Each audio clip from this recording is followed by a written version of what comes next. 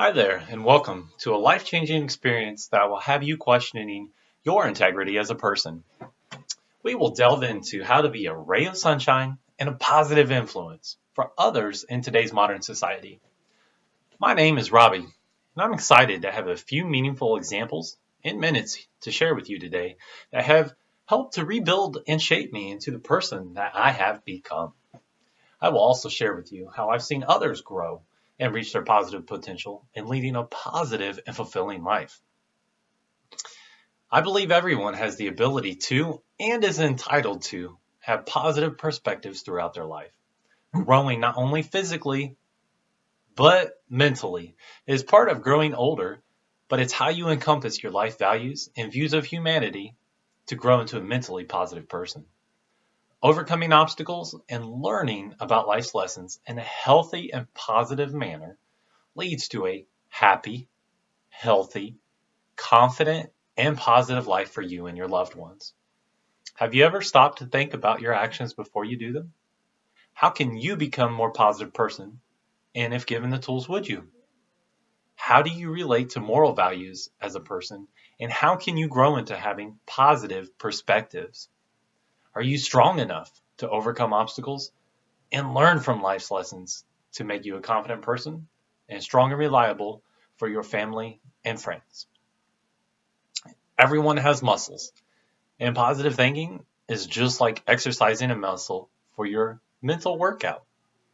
And people may not think positive because they may not know how or ever have the right tools to really use to become a positive person. Some things that will help you is just called coping skills, building up encouragement, and changing your thoughts by having good habits, surrounding yourself with positive people, and visualizing good outcomes to different situations as they present themselves. Real positive thinking works by implementing coping skills. So some examples that I use is I think positive thoughts. I write poetry at times, simply writing out a letter of how you feel, or maybe to the person you want to really say something to. I listen to music, which is really huge in my life. I like to socialize with friends and family, and I like to exercise. So something any of us could try would just be to hold on to the good in our life. Sometimes you just want to think of a funny movie line. Sometimes you just want to sing your happy song. And sometimes just mentally take everything away and go to your happy place. So for me, I personally evaluate, I think through, I downplay, I examine, and I analyze all my problems in order to be a great problem solver. So if you pick apart your problems and try to see what really matters, you can evaluate and react for what's best fit in that situation. And you can also influence good in other people on how you react. You can see what's important now and what can wait until later. You can simply say, I'll deal with that when the time comes, but right now, this is what's important. So the key is to incorporate adaptive mechanisms, behavioral mechanisms, and what's called cognitive mechanisms to cope with these situations, but being able to inspire others.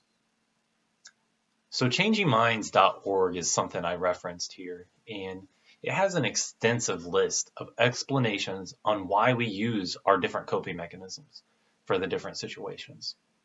It can really give you meaning on how you currently act and why you act that way. And not only that, it can give you an idea of how to grow and become better in stressful situations. I use music as a way to explain situations all day long. As I'm heading home from work, blast something on. You can relate to a lot of lyrics. And when you add a beat into that, regardless of the genre of music, it can go pretty deep into meaning. Morale is knowing right or wrong, but it's also the goodness or badness in human behavior. And everyone's different, and everyone carries a different moral compass. How each individual perceives morale shapes them into who they are. Demographics, culture, basic upbringing, all affects on how you view moral situations.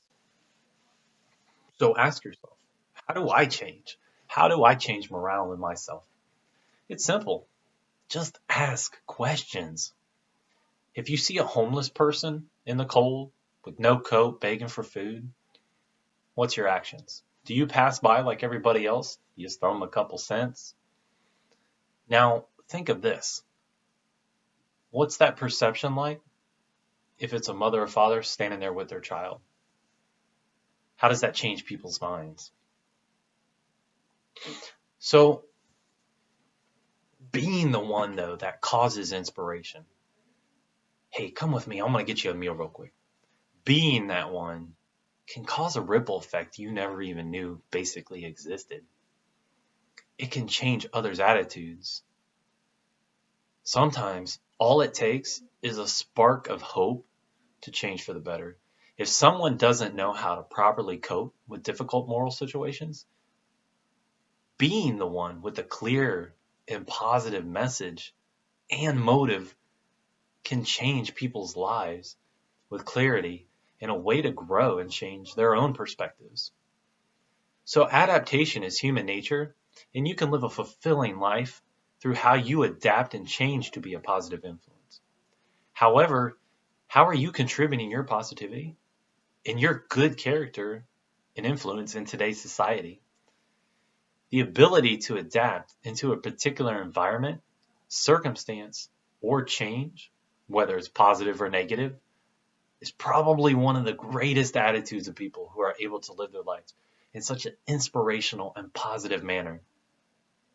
So to adapt means to make fit in, to adjust, or to just reconcile, or make suitable in a given scenario or situation.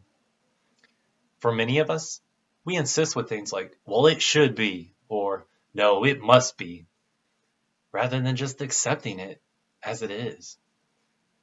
And as long as we continue to resist instead of adapting to circumstances and environments, it raises our stress, it raises our disappointment, and a lack of general fulfillment in life, which ultimately, in certain people's lives, lead to overall misery. So I'm currently in a situation at work where I have to constantly adapt to an HR situation involving my boss.